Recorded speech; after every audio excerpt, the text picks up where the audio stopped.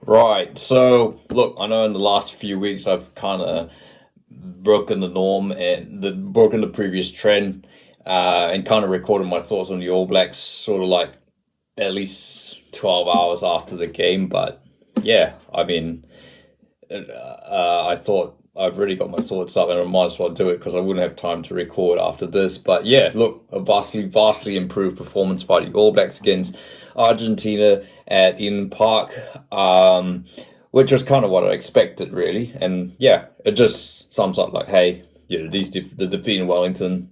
It was probably, while you certainly don't like to lose, sometimes you need a loss or a bad performance just to kind of have a bit of a wake up. I thought it was the reactions about Wellington being cursed and all that sort of stuff was a bit of a media play up, and it was I think it was a bit overblown, and yeah.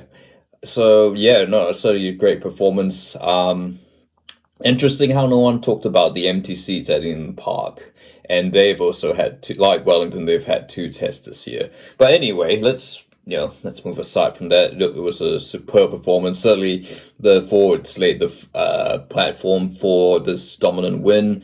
Shame about Ethan the Good going off, with that injury, and yeah, we'll just have to fingers crossed it's not serious, and we'll rule him out of the 2 games in South Africa.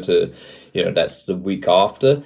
But Mighty Williams did a really superb job deputizing. Yeah, and look, I think it is very evident when you have forward dominance so much like the All Blacks that had tonight, the backs just had a field day, and Damien McKenzie had probably Damien McKenzie had his best game ever in the black jersey. He ran the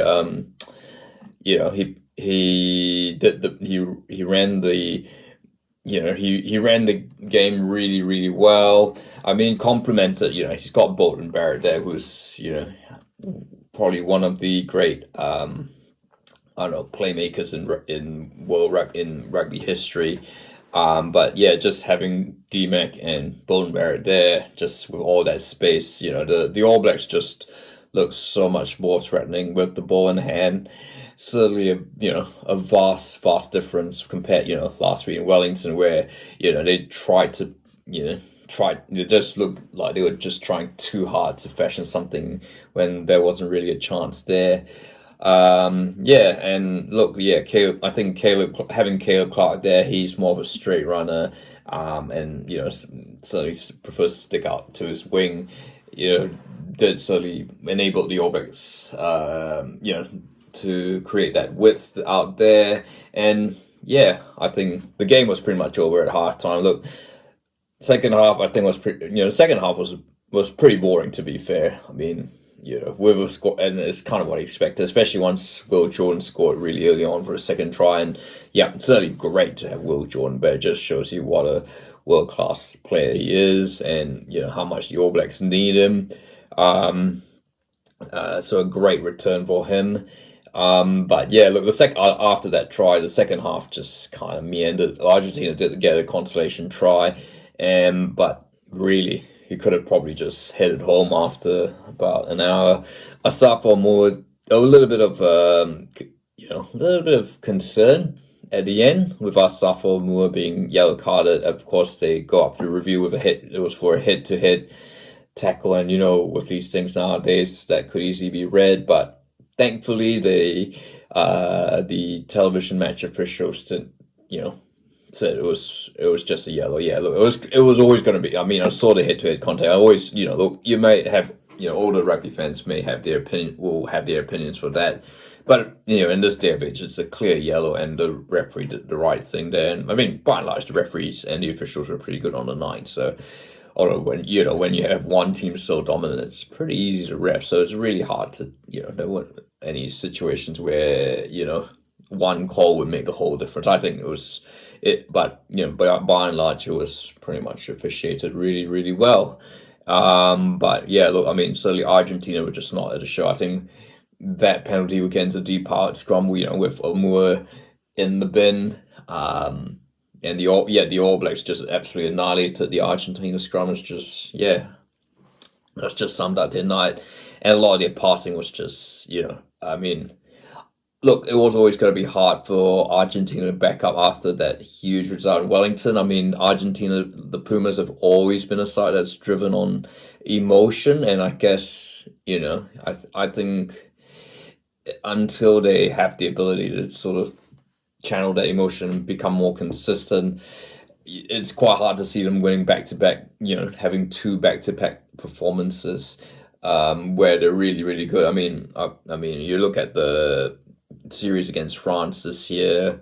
I mean, they've had wins against the All Blacks, Australia, South Africa, but they've always, the following or preceding games, has often been defeat. It's just, but, that's just Argentina rugby, and, that really is something that will be worked on. I mean, Ireland, it took Ireland many, many years to beat the All Blacks, and, even more so to beat them back to back. It's, it is. Yeah, it is some. I guess that is the hallmark of the All Blacks. That it just shows that when they rarely have two bad games, and certainly with everything on, nothing else. No Rugby World Cup distraction, no resting of players, that sort of thing. The All Blacks, when the All Blacks lose the following week, they always bounce back very, very strongly. So this is not a surprising result, and so yeah, we have a break now. Although the All Blacks, I imagine, will be boarding a plane to South Africa tomorrow to get to prepare for what will be a huge series that will ultimately go a long way to deciding who wins this year's rugby championship. Of course, there is Australia, South Africa, and Perth after this, which, we will see more of the comment, in terms of reports and all that later on. But what are your thoughts on the All Blacks, and who is your player of the game? Look, I haven't really named the player of the game, but I thought, certainly Ethan Blackadder stood out at 6. Could he move to 7 with Sam Kay moving on, and then you could bring Wallace Atiti into the side. Maybe playing 6, or Artie goes to 6, who knows? But it is. I think it looks like Blackadder has a very, is set for a very, very long career in the All Blacks. His presence there certainly made a huge, huge difference. And I think if you have Wallace Atiti there on the blind side, maybe initially, I think that could be the winning formula. Not all on Dalton Papali'i. I think he has sort of become a bit like a little bit anonymous. So I think, just for that, the dynamism that is probably, Savia, in my opinion, Blackadder and Satiti is the combo to go. But look, not really. Look, it was a great team performance. So there's not really I haven't really particularly nominated anyone. I've certainly highlighted that Damien McKenzie had his best game in black. Look, what are your thoughts on the game? What are your thoughts on the All Blacks? Have they turned the corner? How are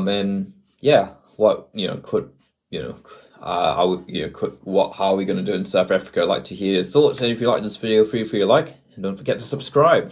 And also, keep an eye out, there might be a few surprises in the coming week.